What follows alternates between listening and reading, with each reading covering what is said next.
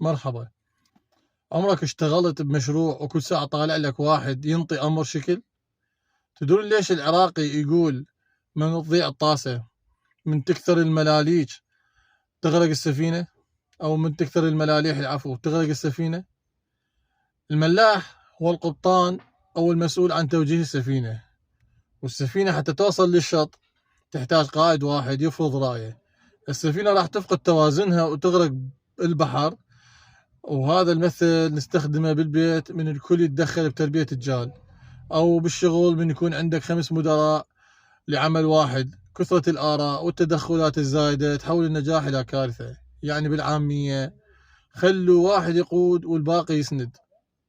بصراحة بياما كان بحياتكم تحسون الملاليح هواية والسفينة دا تغرق بالبيت أو بالشغل، تلاقي أكثر شخص يحب ينطي أوامر وقل له خف علينا يا ملاح.